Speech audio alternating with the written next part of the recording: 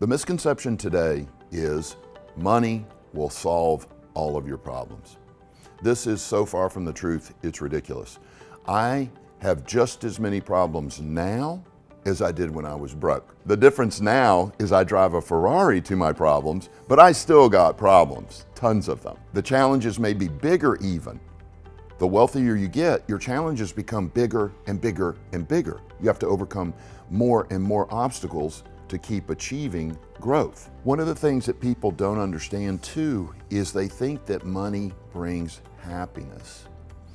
This can be proven wrong with a couple of examples. One of my students is making more money than he's ever made in his life.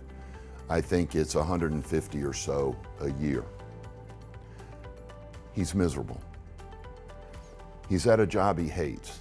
He's on call 24/7. He gets 7 days on, 7 days off, but 5 of those 7 days off, he's on call. And he ends up in the office 3 or 4 of those days. And he's just miserable. But he's making more money than he ever did. So shouldn't that solve his problems? And it comes down to this. Were you told when you were growing up to get a job you love? You weren't, were you? What were you told?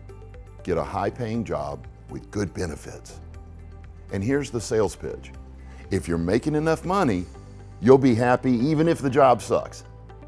But as you can learn from that example, does that work? No. Money will not bring you happiness. Another example to prove this point is a sad example. I'm aware of a guy who had $815 million in the bank the day he blew his head off. Now you can bet, if you looked at his life, he was probably 50, 60 pounds overweight, didn't have a good relationship with his kids, maybe going through a divorce. He sacrificed all the other parts of a balanced life to get the money because he thought that would solve all of his problems. And as you can see, it didn't. Money will not solve your problems. You've got to lead a balanced life with or without money. And as you make more and more and more and more money, make sure that you don't get unbalanced like the individual that killed himself did.